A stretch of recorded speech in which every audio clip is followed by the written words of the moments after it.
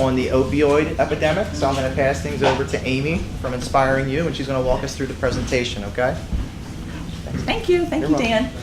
First, I want to say thank you very much for taking the time out of your busy day to be here and learn about the opioid crisis that our community is dealing with.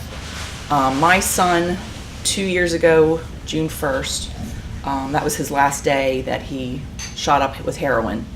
And he's fine, he's clean. I want to share this story with as many people as possible so that your families don't have to go through the same life-threatening situation that we had to go through. I mean, it was literally hell. It was unimaginable. But if we could all count off, can you start, what is your name with the dark hair? Valerie. Valerie, if you could start off, we're gonna go 1 through 4. 1, Robert's 3. 4, 1, 2, 3, 4, 1, 2, 4, 1, 3, 4, 1, 2, 3, 4, 1, 2, 3, Thank you. 1. 3. And then Dan's 4. Anybody with the number 1, if you could just stand up for 1 second, please, to help me demonstrate a statistic. Thank you. This is how many people are affected by addiction. It's 1 in 4. So when you go home and you pull into your driveway, if you look to the right, to the left, and behind you, somebody in their family is dealing with some sort of addiction. Thank you very much for helping me out with that little example. Well, there's 3 things that I want you to get out of this presentation. First, that heroin addiction can happen to anyone. Last year, there were 65,000 people that died of an overdose in the United States. That's more than the height of the Vietnam War. That's more than the height of the AIDS epidemic. We are losing people left and right. And then I also want you to take away some tips for prevention. And then I also, if you know anybody that's struggling with addiction, I want you to take away hope that there is a road to recovery, even though each person has a unique road to recovery, because my son has recovered and he's doing very well, healthy. Now I'm going to play a short video, and the reason I play this short video is to introduce my son, Bret, and so you can see how all-American he is.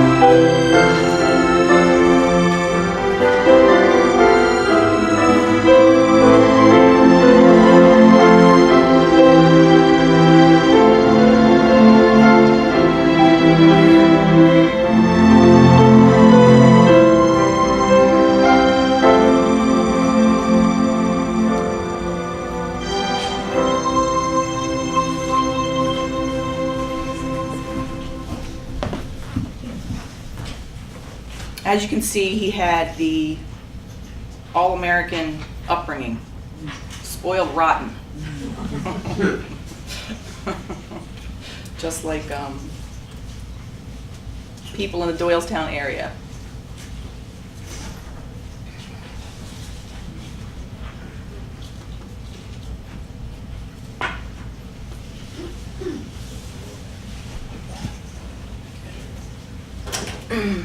January, how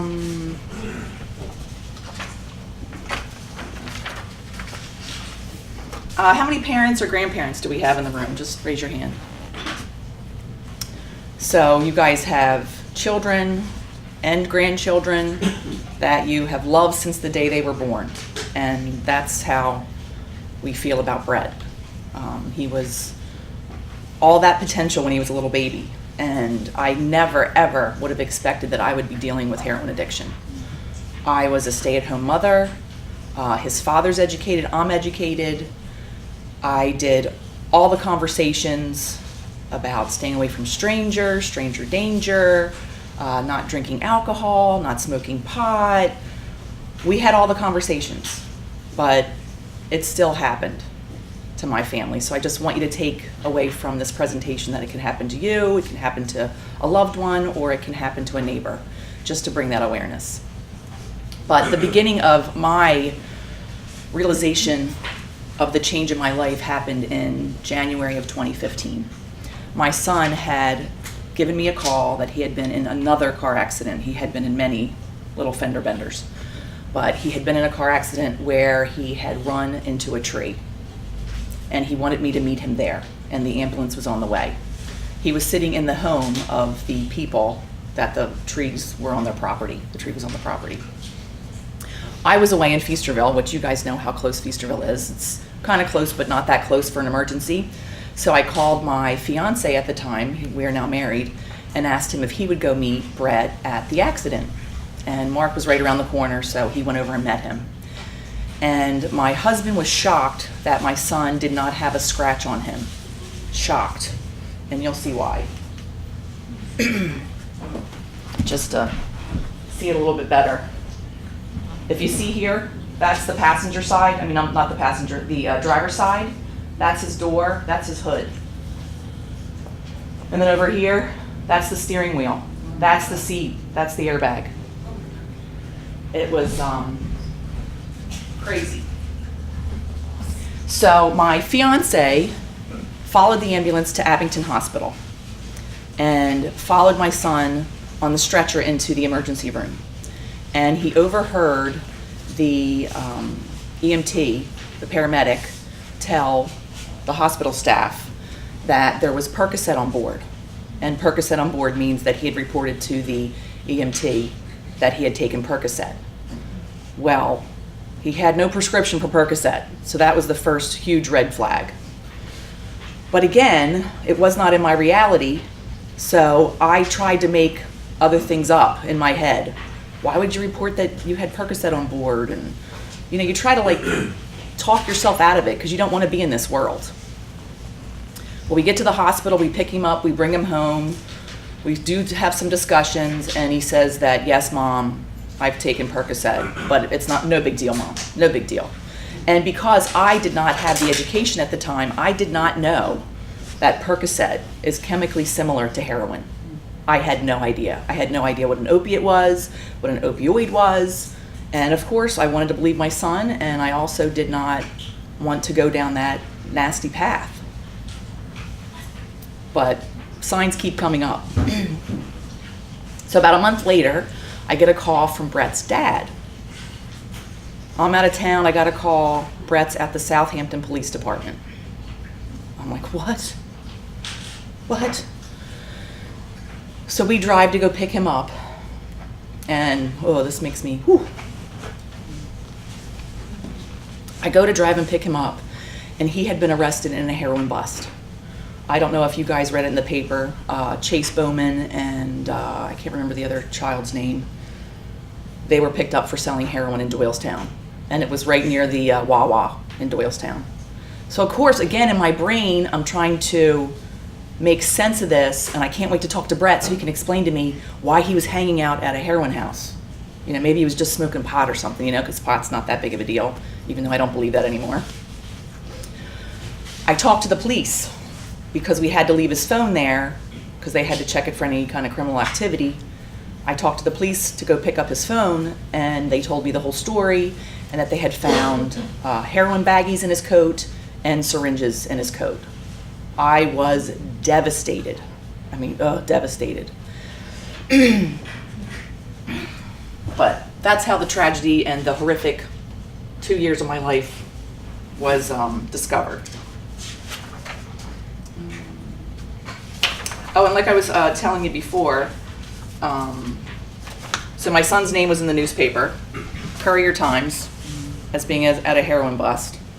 And I had the struggle of, do I tell people that this is what's going on with my son, or do I keep it to myself? Because I don't want to be judged as a parent.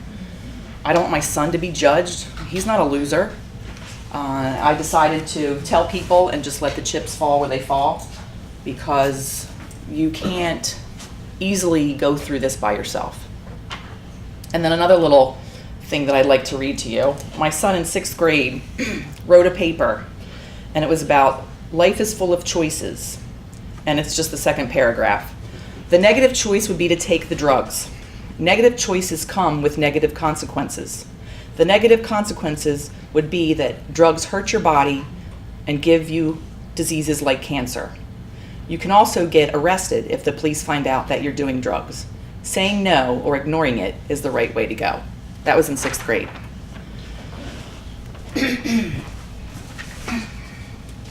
He started smoking pot and drinking as a 7th grader, which of course in 7th grade I did not know this. I didn't find out till 9th grade that he was smoking pot and drinking, and it's because a police officer brought him home by the, whatever you want to call this, the back of his shirt, and was holding him up because he was so drunk at 2 o'clock in the morning once. And so we took him to counseling. I mean, we did everything. We talked, and we thought he was on the right road of recovery and he wasn't going to do it anymore. But that's not how it went.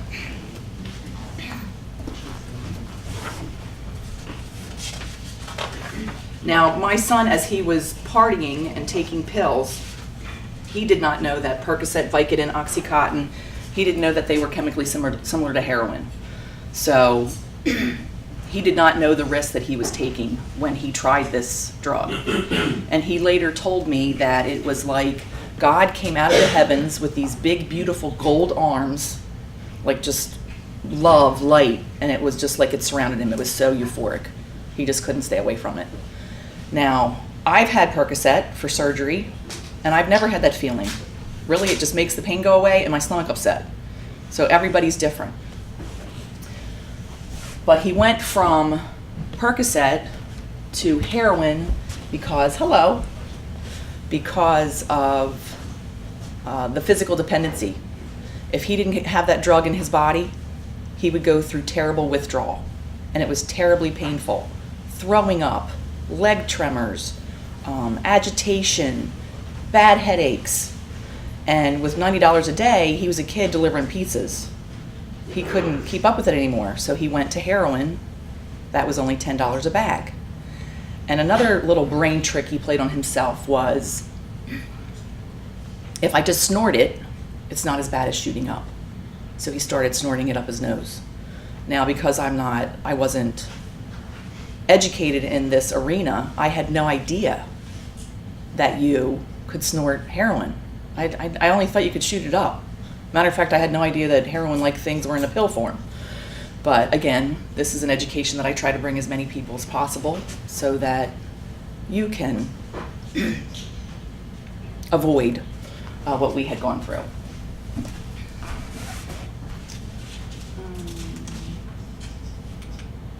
Here you'll see the synthetic opioids, the Oxycontin, the Percocet, and the Vicodin, and then heroin.